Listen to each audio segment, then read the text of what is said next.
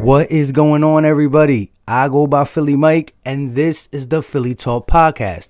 If you are new to the channel and love talking Philly sports every single day, we'll go right ahead and hit that subscribe button and make sure you turn on post notifications so you know when I go live or drop some content instantly. On that note, it's been a long week since we saw Eagles football, so let's start talking about this Eagles and Giants matchup. This won't be the preview, but this game is huge. As we all know, the Philadelphia Eagles come off their bye to take on the New York Giants in the Meadowlands, where we haven't played them yet this season, because the first appearance was in Philly, where we won 22-21 in a close game at home. And if you look at these last two games, the Eagles haven't played good, but they found a way to get a victory. And ultimately, that's all you can ask for when you're playing a division opponent. Even though the Eagles have not played good the last 2 weeks, we are coming off back-to-back wins, and this will be the third game in a row where we play a division opponent. And then we know how our schedule gets. It's going to get tough. So these are must wins. I mean, the NFC East is so close. 3 wins for the Eagles, 2 for the Cowboys, 2 for the Washington football team, and 2 for the Giants. So there's no room to take a L from any of the teams in the NFC East, let alone the Giants, who the Philadelphia Eagles own for the longest time. Now, when you look at that game that we played in Philly, 22-21, it was close, but the Philadelphia Eagles dominated that game. We were in the red zone 7 times. The fact of the matter was we were 4 of 13 on third down, and that's not going to get it done. On fourth down, we went for it twice. We were 1 of 2, 50%.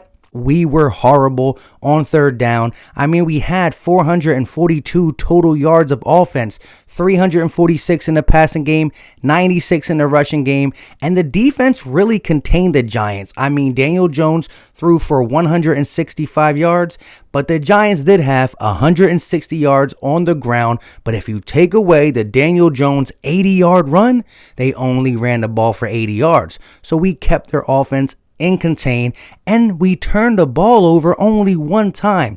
This was one of the few games where the defense actually took the ball away more than Carson Wentz gave the ball to the opposing team. And when the Philadelphia Eagles win the turnover battle, we win the game. San Fran, Dallas, Giants, all 3 of them games, we won the turnover battle and we got the W. And every other game, Baltimore, the Steelers, the Bengals, the Rams, the Washington football team, all them games, we did not win the turnover battle and we lost the game. So I'm expecting this defense to come out, the front 4 to get pressure on Daniel Jones to really stop this passing game. Now, Golden Tate did not play against the Washington football team because he was on punishment, I guess. He cried about getting targets and the Giants punished him. They put him in timeout. You know Joe Judge, all these crazy shenanigans that he does.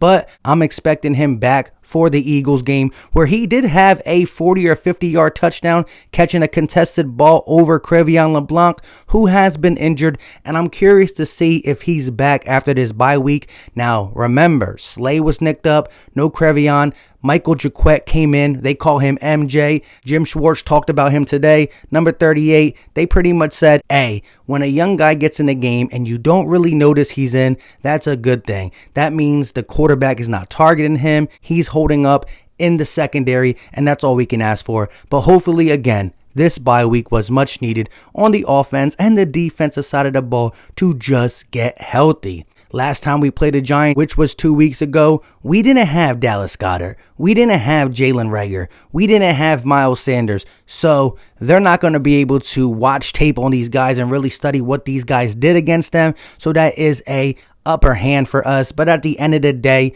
I'm going to break down some tape later in the week, and we're going to really talk about this preview. But this is a must-win game for the Philadelphia Eagles. We end up losing this, and this NFC leash is more tighter. It's more disgusting, and I feel pretty bad about this team because coming off a bye week, we should be 100% focused, 100% prepared.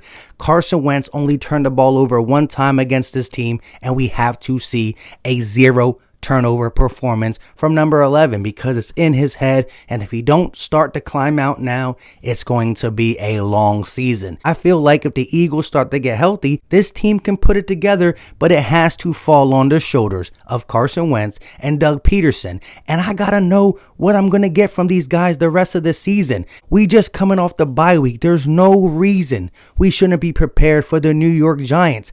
I want to see what this team does against the Giants and against the Browns, and that's going to let me know if we have a shot against the Saints, the Packers, the Seahawks, the Cardinals, and if we do, well, then we have great momentum going into the playoffs. But at the end of the day, I don't care about the playoffs. I care about this game against the New York Giants, who we own for the longest time, and we have to continue this thing. Again, it's tough to play a team that you just played 2 weeks ago, but we're going to have to buckle down and get it done. Some of these NFC East battles are just going to be who wants it more and whose organization is not giving up. I will say this about the New York Giants. They've been in a lot of games. They played the Bucs tough. They played the Steelers pretty tough.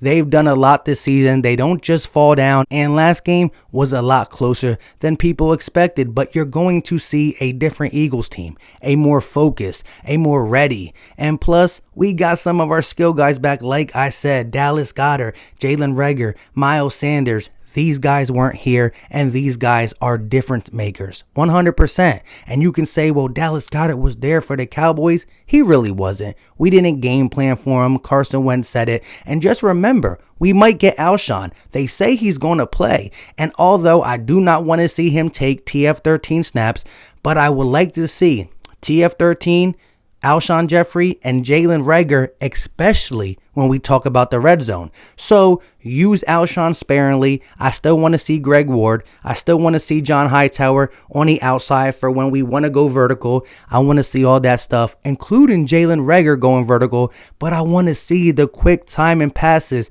get Carson in a groove, move him out the pocket, and then let this guy attack from the pocket. And Doug, run the ball, please.